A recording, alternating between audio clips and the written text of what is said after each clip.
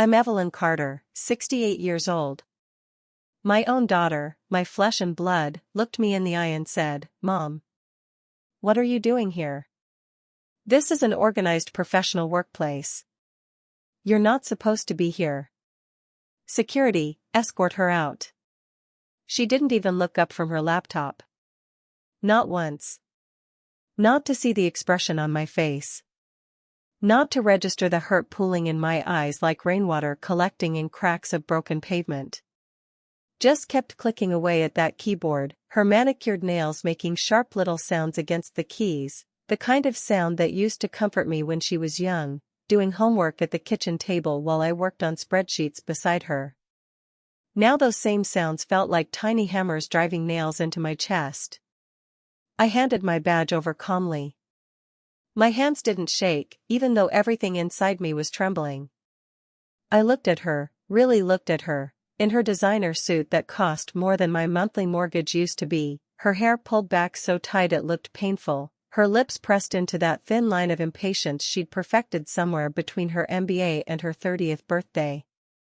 And I said, quietly, clearly, "Tell everyone the board meeting in 3 hours should be interesting." She had no idea. No idea at all. She had no idea I owned the company she was running. The company she thought she'd climbed to the top of through sheer brilliance and determination. The company she believed was hers to command, hers to shape, hers to rule over like some corporate kingdom where she wore the crown. She had no idea that every brick in that building, every dollar in those accounts, every success she claimed as her own, it all started in my kitchen 32 years ago. Before I tell you what happened next, hit that like button, subscribe, and tell me in the comments where you're watching from, because this one cuts deep. This one reaches into the places we don't like to talk about. The places where love and disappointment live together in the same house, where pride and heartbreak share the same bed. Let me paint you a picture of that moment. Really paint it for you, because you need to understand the full weight of what happened in that lobby. I was wearing what I always wear to the office, simple black slacks from a department store, a blue cardigan my late husband Richard bought me 15 years ago that's been repaired at the elbows twice, and sensible flats because my feet can't take heels anymore and honestly, they never could. My hair was gray, fully, unabashedly gray, because I stopped coloring it when Richard died and I realized I was tired of pretending to be something I wasn't. I carry a canvas tote bag with the company's old logo on it, from back when we were still operating out of that converted warehouse on Mitchell Street. My daughter, Jessica, God, even her name feels heavy in my mouth now, she was standing behind that massive glass desk in the lobby, the one that cost $40,000 and serves no functional purpose except to intimidate. She was wearing Armani. I know because the tag was still partially visible under her collar, the way it always is when she buys something new and wants people to notice. Her heels were red-bottomed Louboutins. Her watch was a Cartier that caught the light every time she moved her wrist. She looked like a success. She looked like power. She looked like everything our culture tells us a CEO should look like. And she looked at me like I was nothing. Not just nothing, worse than nothing. She looked at me like I was an embarrassment. A problem to be solved. A mess to be cleaned up before anyone important noticed. "Mom," she hissed, and the word came out like a curse. "What are you doing here? This is an organized professional workplace. You're not supposed to be here. Not supposed to be here. In the company I founded. In the building I approved the purchase of. In the lobby where I'd stood 30 years ago with Richard, both of us in jeans and exhausted from working 18-hour days, dreaming about what this place could become. The security guard, Donald, sweet Donald who'd worked for us for 12 years and knew exactly who I was, stood there frozen, his hand hovering near his radio, his eyes darting between me and Jessica like he was watching a car crash in slow motion. "Security," Jessica said, louder now, playing to the small audience of employees who'd stopped in the lobby to watch. "Escort her out." Playing to the audience. That's what killed me most. She wasn't just dismissing me, she was performing the dismissal. Making a show of it. Demonstrating her authority. Proving to everyone watching that she was the kind of executive who didn't tolerate disruption, not even from family. Especially not from family. Donald moved forward slowly.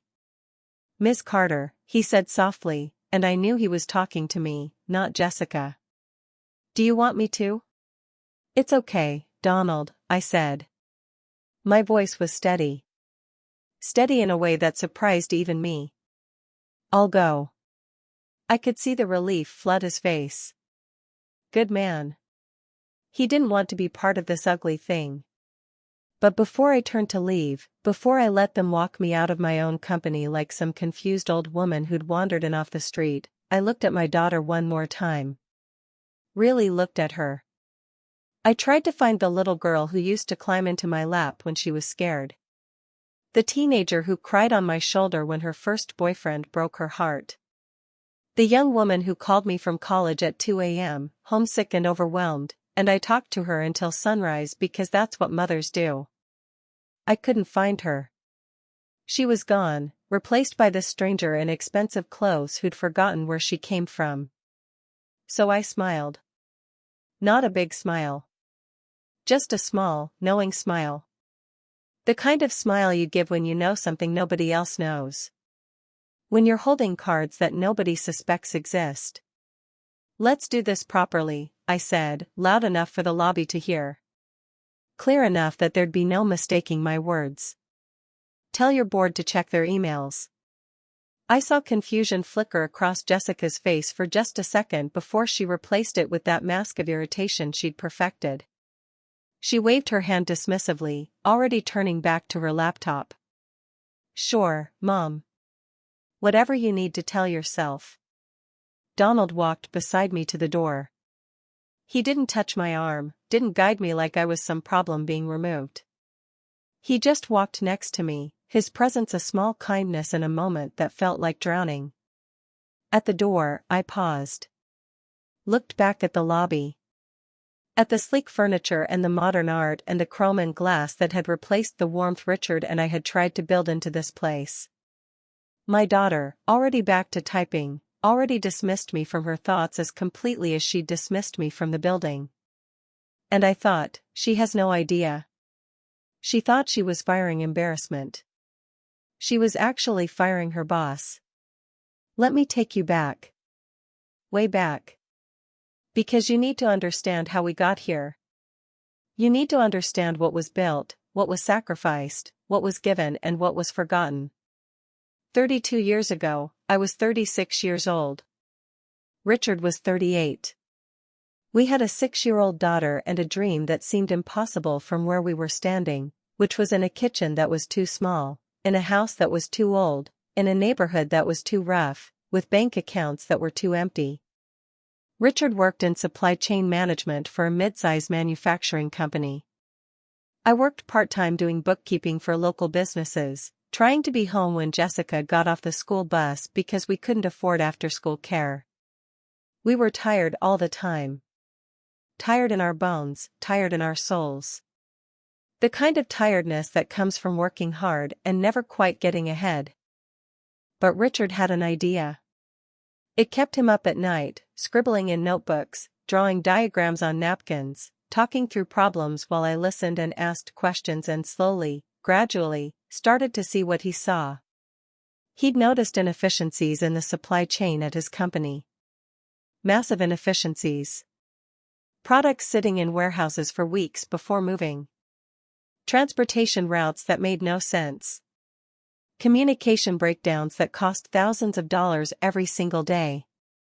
And he kept thinking, there has to be a better way. So he built one. On our kitchen table, between dinner and Jessica's bedtime, he built a system. A way of tracking inventory, predicting needs, optimizing routes, connecting suppliers with buyers more efficiently. He built it on an old computer in our spare bedroom, teaching himself programming from library books because we couldn't afford classes. And I helped. Not with the technical stuff, that was all Richard, but with everything else. I kept the books. I wrote the business plan. I called potential clients. I made the pitch decks, back when we couldn't even afford to print them in color, so I drew the charts and graphs by hand with colored markers. We called it Carter Logistics Solutions. CLS. Simple. Direct. Honest. We started in our kitchen. Literally. Our first clients met with us at our kitchen table. Jessica would do her homework in the living room while Richard and I presented our ideas to men in suits who looked skeptical but desperate enough to try something new. The first year, we made $16,000. Total. For the whole year. We paid our contractors and our few expenses, and what was left, barely enough to buy groceries, that's what we lived on. The second year was better. $41,000. We hired our first employee. We rented a tiny office space above a dry cleaners that smelled like chemicals and pressed shirts.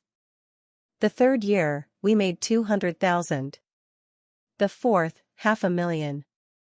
By the time Jessica was in high school, we had 35 employees and real office space and clients across 3 states. By the time she graduated, we were at $3 million in annual revenue, and Richard was talking about expanding into international logistics. We never got rich, not really. We paid ourselves modest salaries and put everything back into the company. Into better systems. Better people. Better infrastructure.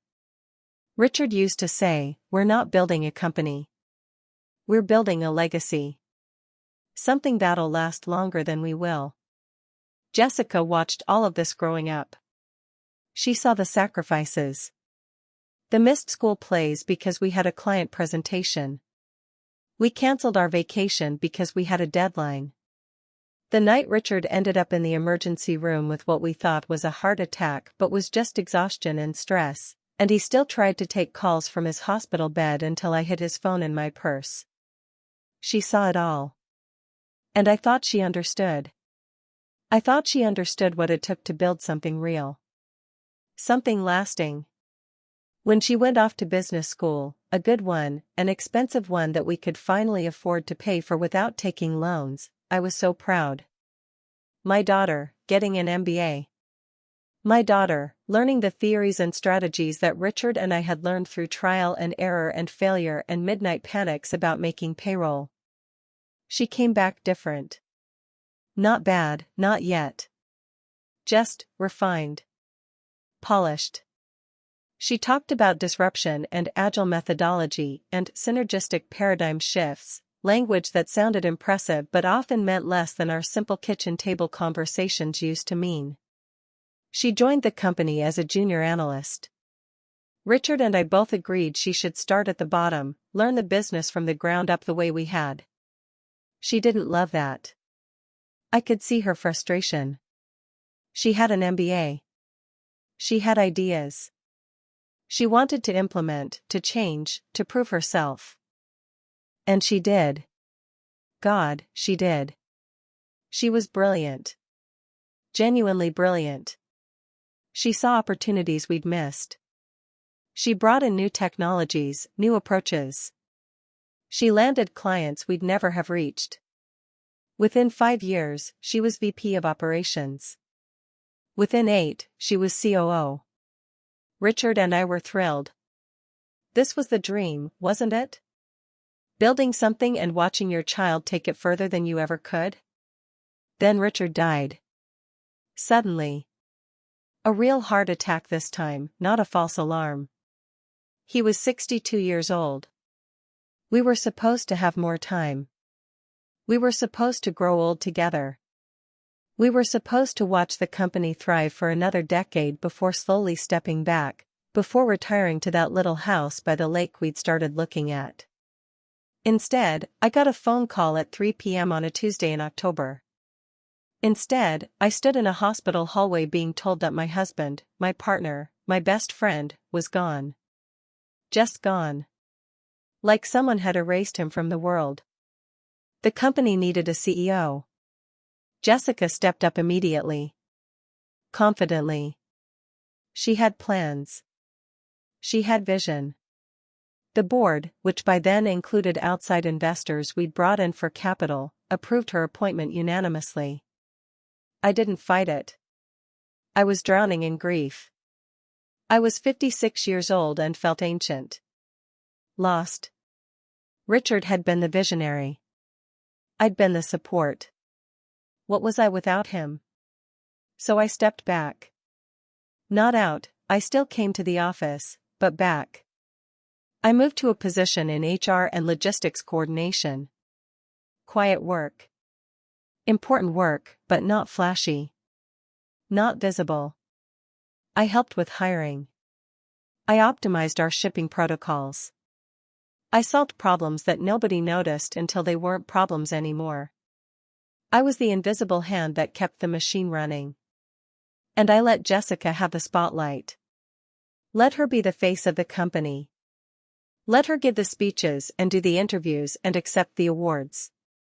She was young, dynamic, and brilliant. She was the future. I was just the past, holding on to memories of my husband and trying to keep the foundation solid while she built higher and higher. But here's what Jessica didn't know. What nobody knew except me and our longtime corporate attorney, Harold, who was Richard's college roommate and one of the only people I truly trusted. When Richard and I incorporated the company, we structured it carefully. We kept majority ownership. As we grew, as we brought in investors, we were careful to never dilute our control below 51%. Richard owned 35%, I owned 33%, and various investors and board members owned the rest. When Richard died, his shares went to me. That was always the plan. So suddenly, quietly, without fanfare, I owned 68% of Carter Logistics Solutions. I didn't tell Jessica. Not because I was hiding it, the information was there in the corporate documents for anyone who looked, but because it didn't seem important. She was running the company beautifully. Revenue was up. Client satisfaction was high. The business was thriving. I didn't need her to know I owned the company. I just needed her to run it well. And I stayed low profile. Deliberately. I kept working in my quiet roles. I dressed simply. I drove an old Honda. I lived in the same house Richard and I had bought when we first started making real money, a nice house, but not ostentatious. Not flashy.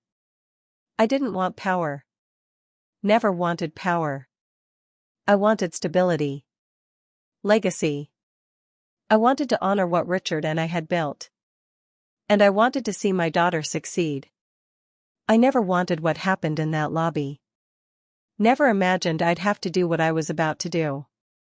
But success had turned to arrogance.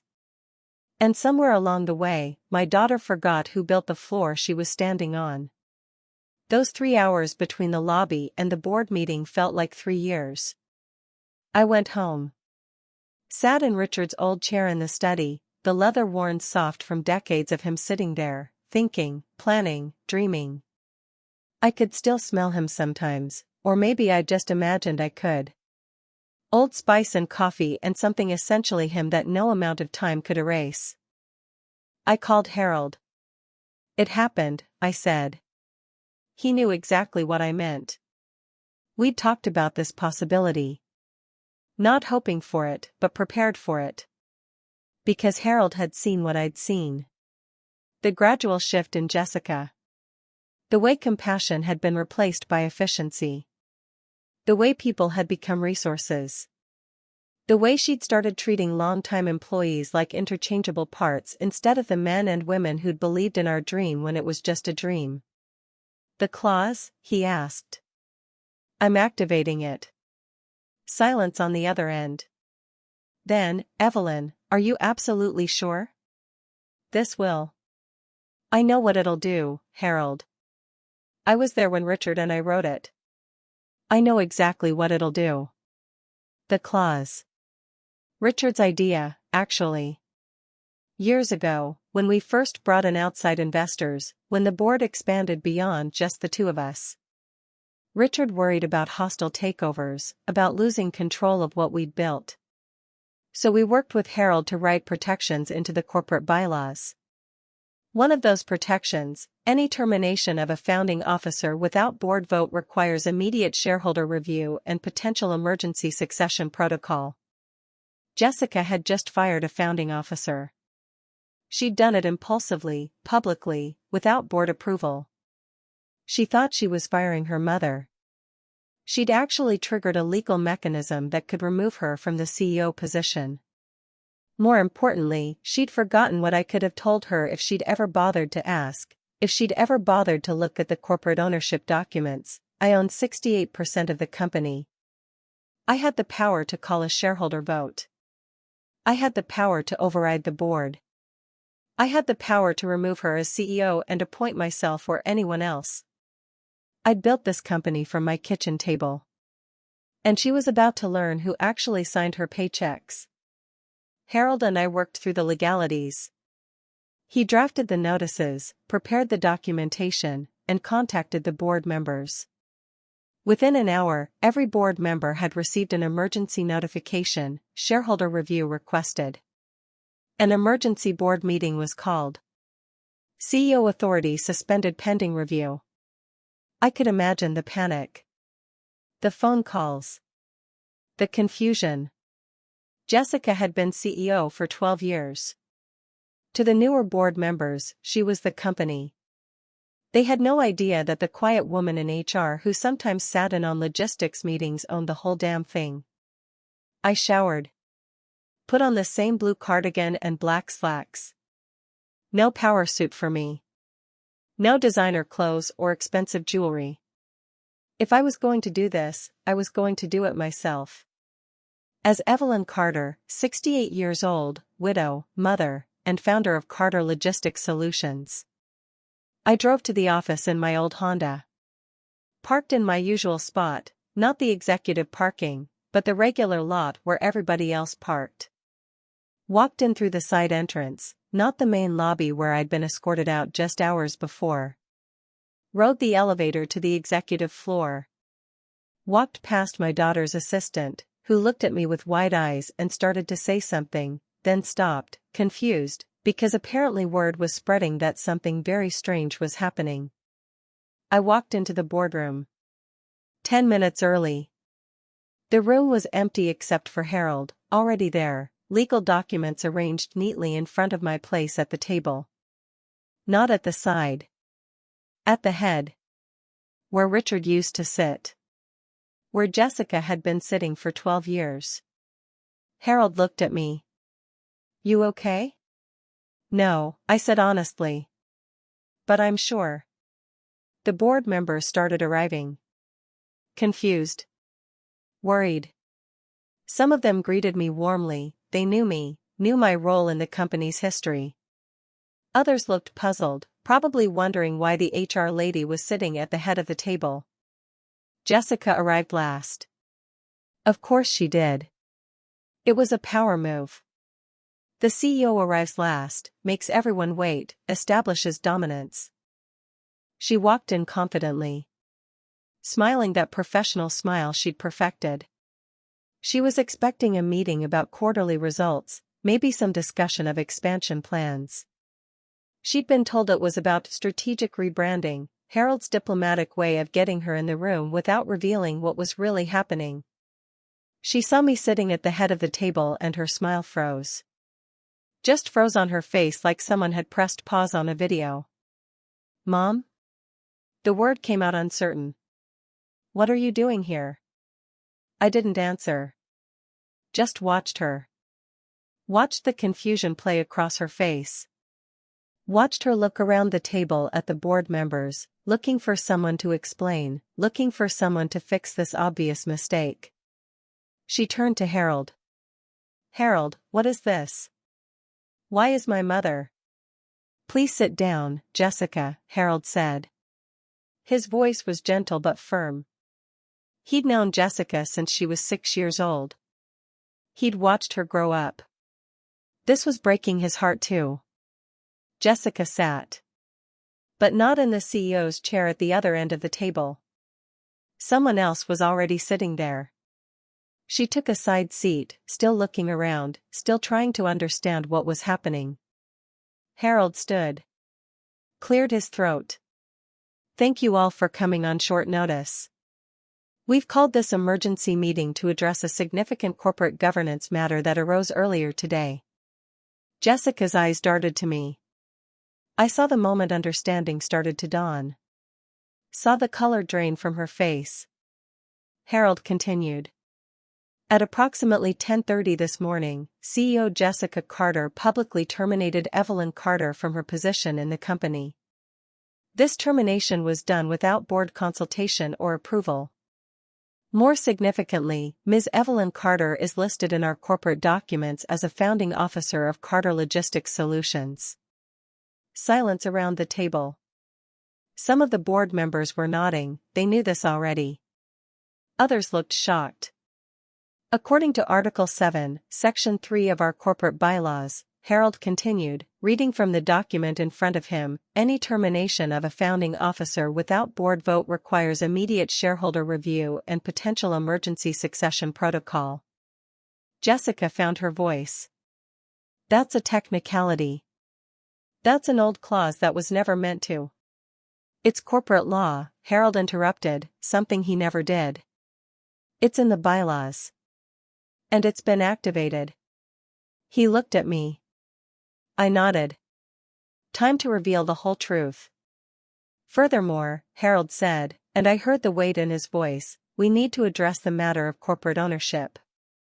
Evelyn Carter, through her original founding stake and through inheritance of her late husband Richard Carter's shares, currently holds 68% ownership of Carter Logistics Solutions. The room exploded. Board members talking over each other.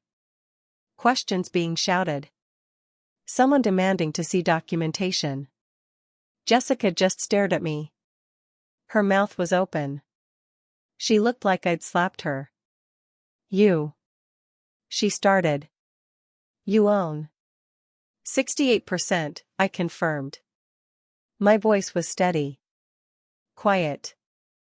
But it carried. Your father and I structured it that way from the beginning. When he died, his shares came to me. I never saw a reason to announce it. The company was doing well. You were doing well. It didn't seem relevant. Didn't seem relevant? Jessica's voice was rising. Getting shrill. You own the company and you didn't think that was relevant? Not as long as you were running it with integrity, I said. Not as long as you remembered what this company was built on. Not as long as you treat people with respect. The words hung in the air. Everyone knew what I was referring to. The scene in the lobby. The public humiliation.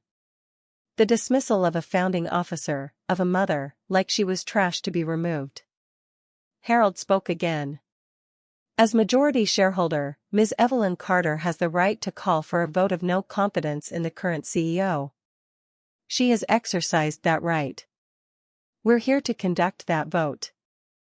This is insane, Jessica said.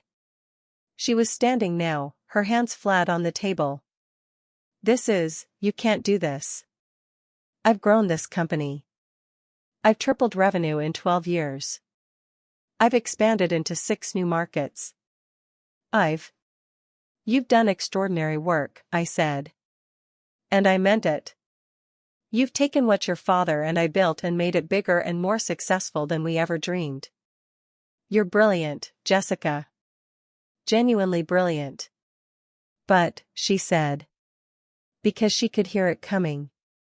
But you've forgotten why we built it, I said. You've forgotten that companies aren't just numbers and profits. They're people.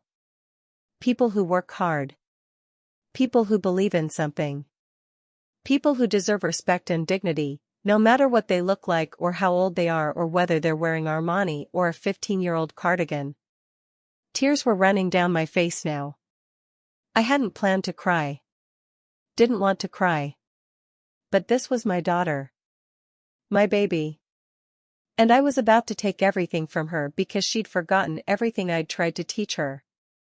This morning, I continued, you looked at me like I was nothing. Like I was an embarrassment. You had me escorted out of the building that your father and I created. The building where we worked 18-hour days when you were little, sacrificing time with you so we could build something lasting. Something that would provide security for our family. Something that would matter. I didn't know. Jessica shouted. I didn't know you were. You didn't know I was a founder? I asked quietly. Jessica, you grew up in this company. You watched us build it. You know its history. But you were working in HR. You dressed like, you drove that old car, you never acted like. Like I owned the company? I finished. No. I didn't. Because that's not who I am. That's not who your father and I were. We never needed the flash and the title and the performance of power. We just needed to do good work. Build something solid. Treat people right. I looked around the table. At the board members watching this family drama unfold. At Harold, who was trying so hard to stay professional while his heart was breaking. At my daughter, who looked lost and young despite her expensive suit and her CEO title. It's time to vote, I said. All those in favor of removing Jessica Carter as CEO and appointing Evelyn Carter as interim CEO until a permanent successor can be identified, please raise your hands. Silence. Horrible, heavy silence. Then Harold raised his hand. Then Margaret from operations. Then David from finance. Then, one by one, 7 of the 10 board members raised their hands. It was done. Jessica stood there frozen. Watching her world collapse. Watching everything she'd built, or thought she'd built, get taken away. Executive authority is hereby suspended, Harold said formally. Jessica, you'll need to surrender your access credentials, company credit cards, and executive keys. You'll be given 2 weeks to clear your office.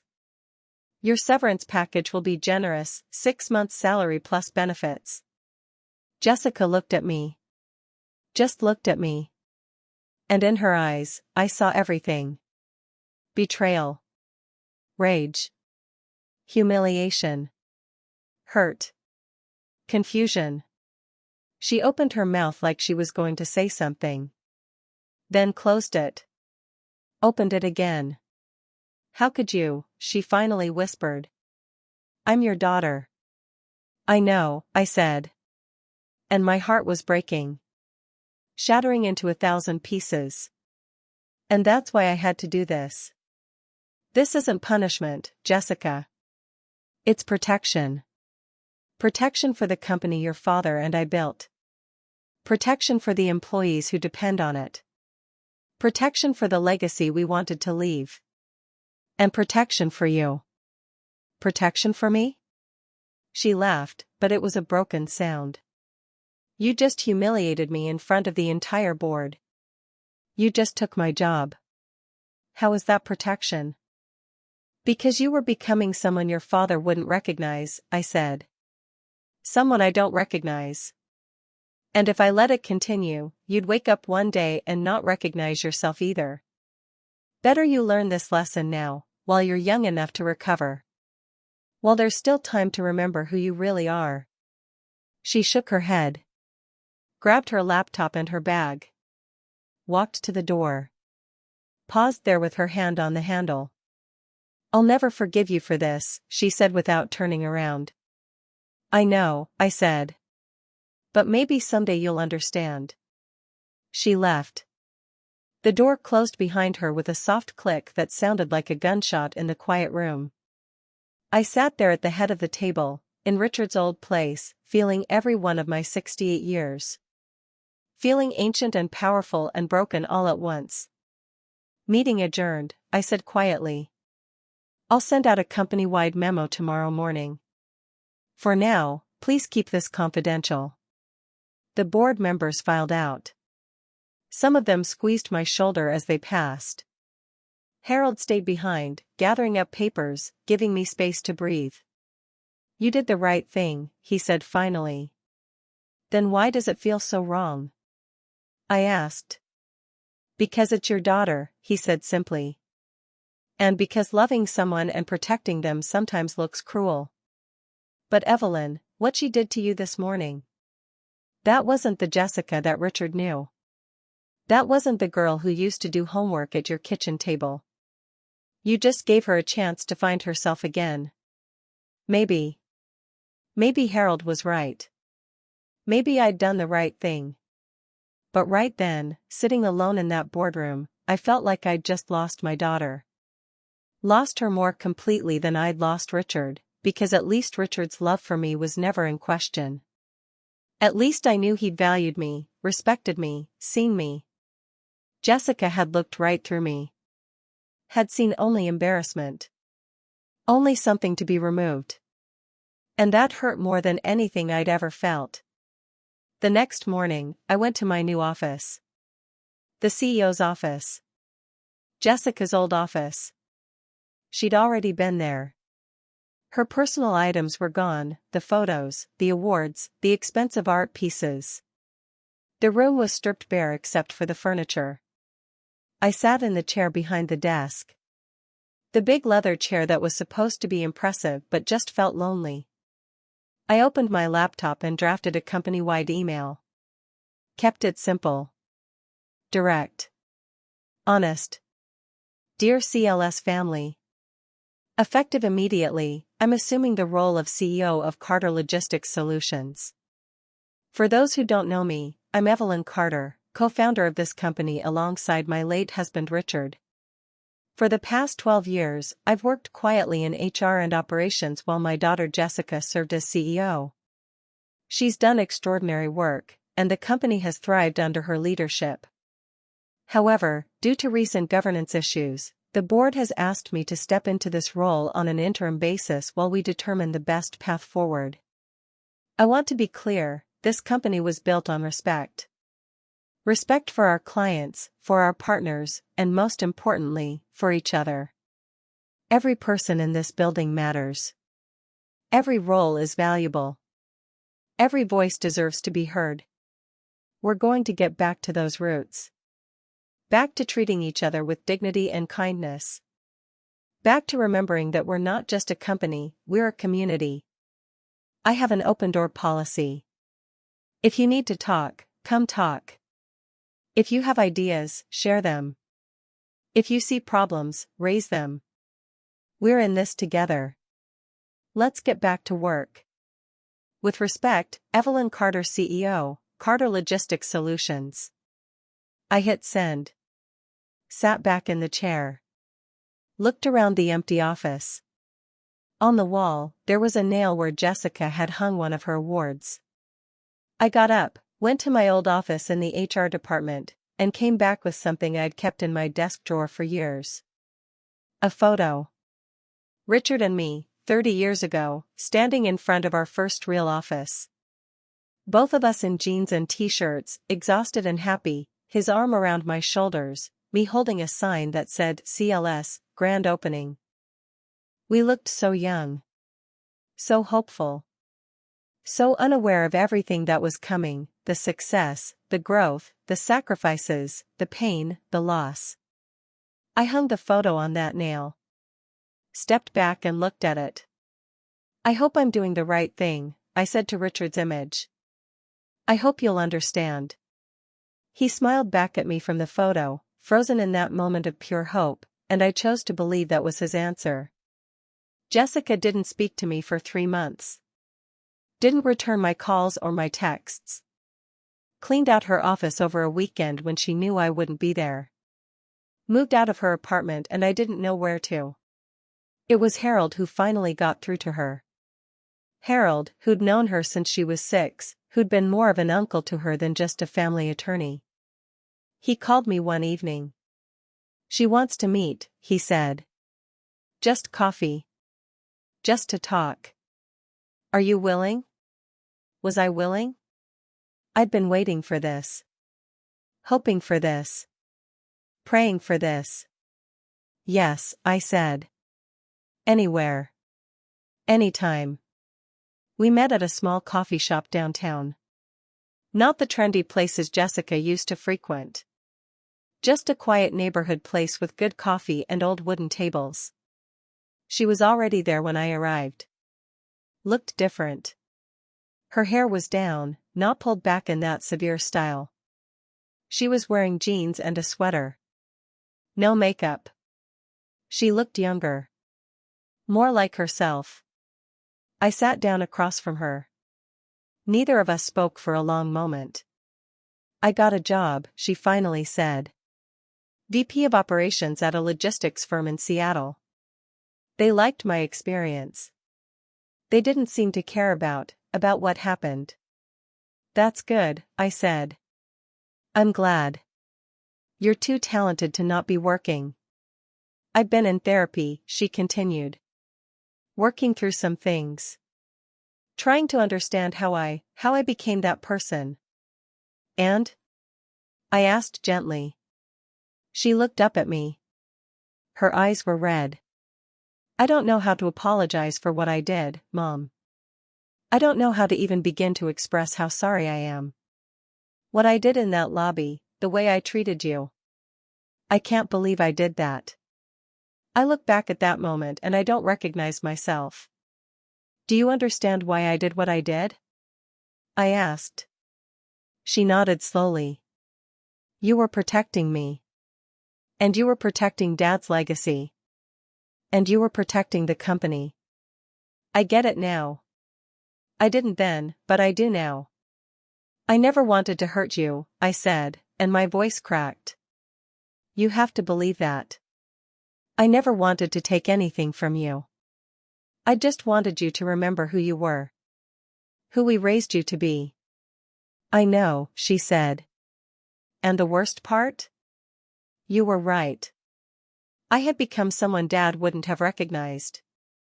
Someone I don't want to be. I was so focused on success and image and proving myself that I forgot why any of it mattered. We sat there, two women across a coffee table, and slowly started to rebuild what had been broken. It took time. Months more of careful conversations. Of apologies and forgiveness and understanding. Of her working through her own journey in Seattle, finding herself again. Of me running the company and slowly, carefully, reforming it back into something Richard would be proud of. A year later, I stepped down as CEO. Not because I had to, but because I'd found the right person, someone who understood that business is about people, not just profits. Someone who had the skills and the heart. I went back to my quiet roles. Back to being the invisible hand. And that was fine. That was who I'd always been. Jessica and I talk once a week now. She's doing well in Seattle. She's good at her job, but more importantly, she's good to the people who work for her. She's learned. She's grown. Last month, she called me on what would have been Richard's birthday. We both cried on the phone, remembering him. Remembering the man who started all of this with a dream and a kitchen table and a wife who believed in him. Do you think Dad would be proud of me now? She asked. After everything? Yes, I said without hesitation. Not because you're successful, though you are. But because you learned. Because you changed. Because you remembered what matters. That's all he ever wanted for you. I miss him, she said. Me too, I said. Every single day. I'm telling you this story from that same kitchen table where it all started. The house is quiet now. Just me and memories and the ghost of what Richard and I built together. The table is worn. There are coffee stains that won't come out and marks where Jessica used to do her homework, pressing too hard with her pencil. There are places where Richard and I sat for countless nights, building spreadsheets and business plans and dreams. This table has held our whole story. The beginning, when we had nothing but hope. The middle, when we were building something real. And now this painful, necessary chapter where I had to choose between my daughter's feelings and her soul. People ask me sometimes if I regret it. If I regret taking the company from her that day. If I regret humiliating her, hurting her, forcing her to face what she'd become. And the answer is complicated. Do I regret that it had to happen? Yes. With every fiber of my being. I wish she'd never looked at me that way in that lobby. I wish she'd never become someone who could dismiss her own mother like trash to be removed. I wish the success and the power and the image hadn't twisted her into something unrecognizable. But do I regret doing what I did? No. Because I can see the woman she's become since then. I can see her treating her employees with respect. I can see her calling me for advice. I can see her visiting Richard's grave and talking to him about her struggles and her successes. I can see her finding her way back to the values we tried to instill in her. If I'd let it go, if I'd just accepted that treatment and walked away quietly, she'd still be that person. She'd still be treating people like objects. She'd still be so lost in the performance of power that she'd forgotten the purpose of it. Sometimes the people you underestimate are the ones who built the floor you're standing on. And sometimes, when the people you love lose their way, you have to be strong enough to show them the path home, even if the journey hurts both of you.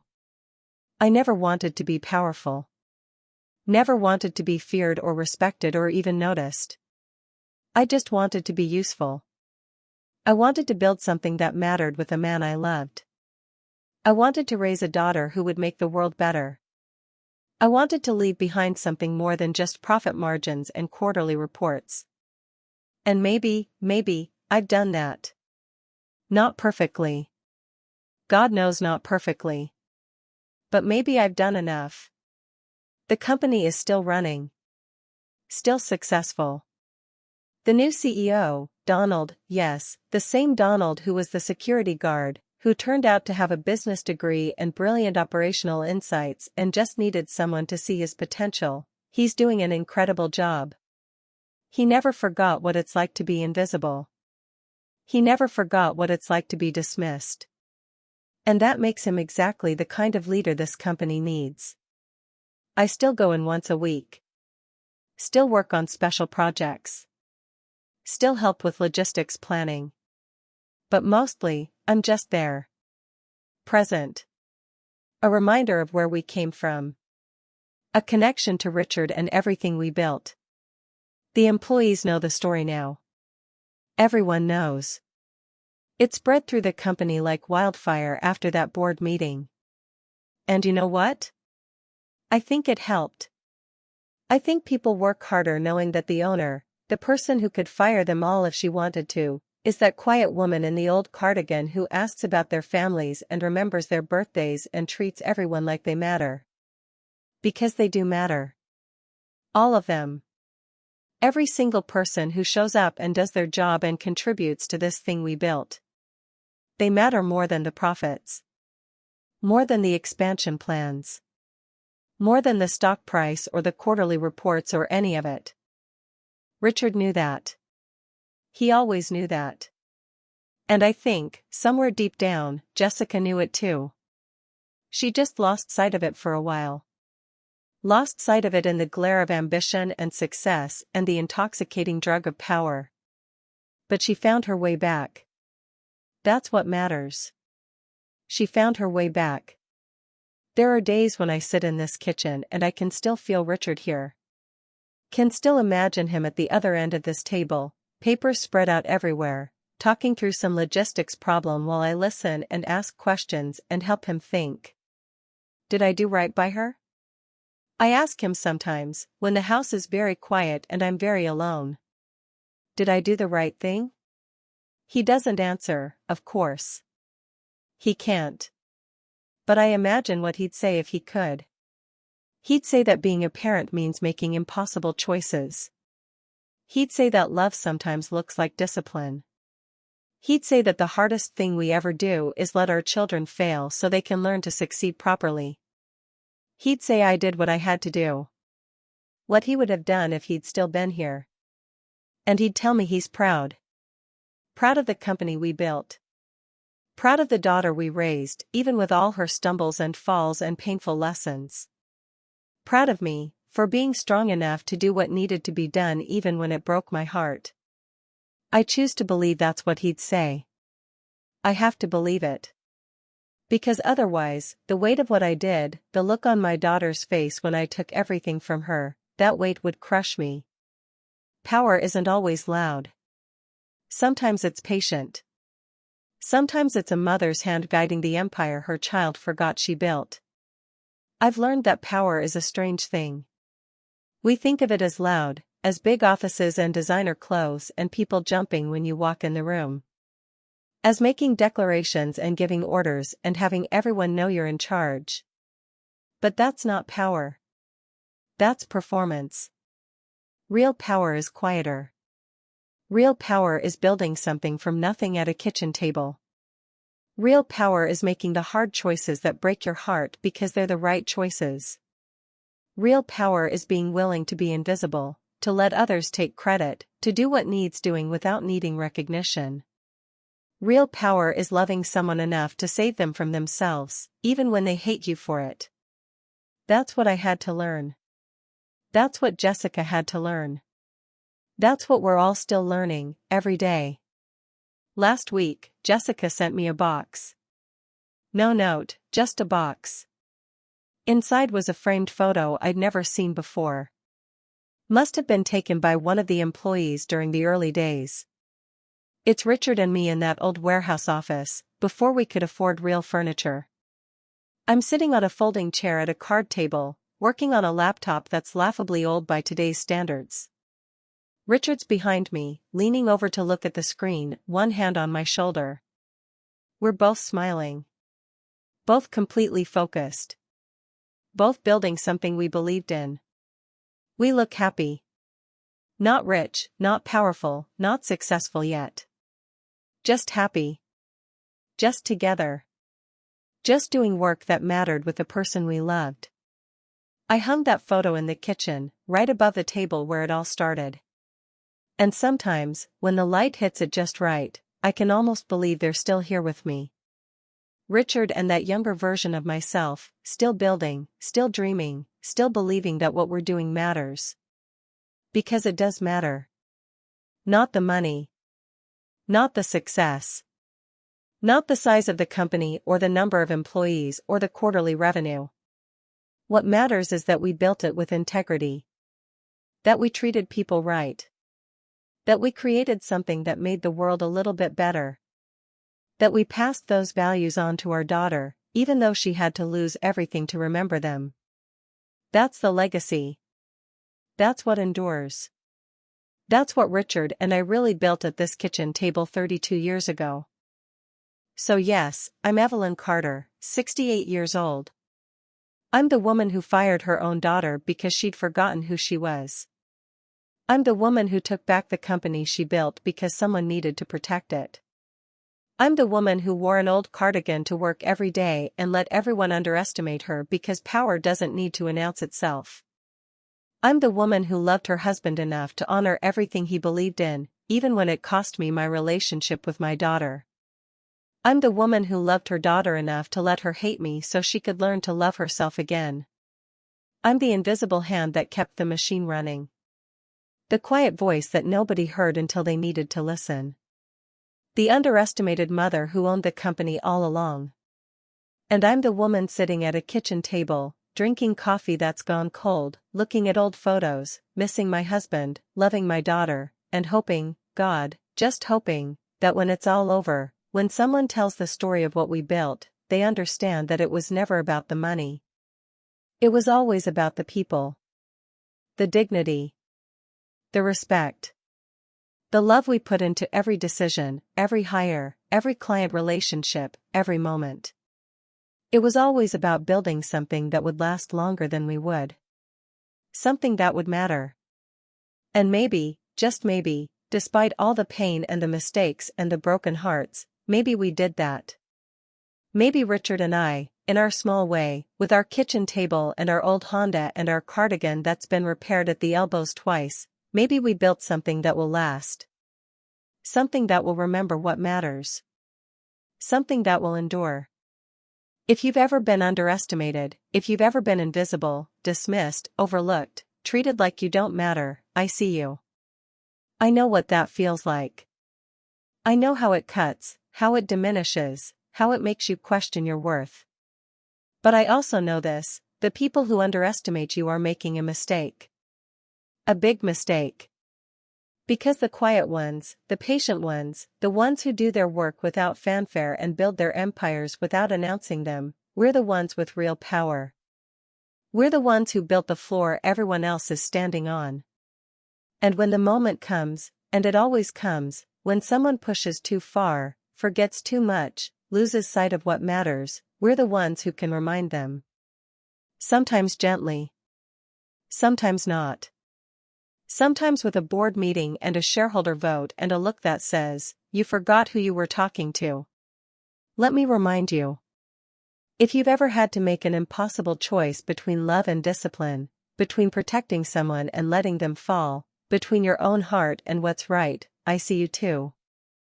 I know that pain. I carry it with me every single day. But I also know this: sometimes the hardest choices are the right ones. Sometimes loving someone means letting them hate you for a while. Sometimes saving someone means being willing to be the villain in their story until they're ready to understand. And if you've ever taught someone the hard way who really runs the show, if you've ever had to step out of the shadows and remind everyone what you're capable of, then you know. You know what it costs. You know what it takes. You know what it means to have power and choose not to use it, until the moment comes when you must. You never know who truly owns the company until it's too late. You never know who built the floor you're standing on until you push them too far. You never know who has the real power until they decide to use it. And by then, by the time you realize what you've done and who you've dismissed and what you've lost, by then, it's too late to take it back.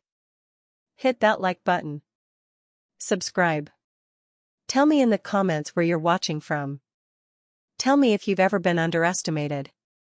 Tell me if you've ever had to make a choice that broke your heart but saved someone you loved. Tell me if you understand why I did what I did. Tell me I'm not alone in this strange, painful place where love and power and heartbreak all live together in the same old house, at the same old kitchen table, with the ghosts of what we built and who we loved. Tell me it mattered. Because God, I need to believe it mattered. I'm Evelyn Carter, 68 years old. I own the company my daughter thought she ran. I wear old cardigans and drive a Honda and work quietly in the background while everyone else takes credit. And I would do it all again. Every painful moment. Every heartbreaking choice. Every lonely night at this kitchen table. I would do it all again, because the alternative was watching my daughter lose herself completely. The alternative was betraying everything Richard and I built. The alternative was letting power and pride and performance destroy the values we tried so hard to instill. So yes. I fired my daughter. I took her company away. I broke her heart to save her soul. And I'll carry that weight until the day I die, hoping it was enough. Hoping she understands. Hoping Richard would be proud. I hope that when someone tells this story years from now, they understand that sometimes a mother's love looks like this: quiet, painful, powerful, and absolutely necessary. That's my story. That's my truth. That's the burden I carry and the choice I made and the legacy I'm trying to protect. From a kitchen table. In an old cardigan. By a woman everyone underestimated. Until it was too late.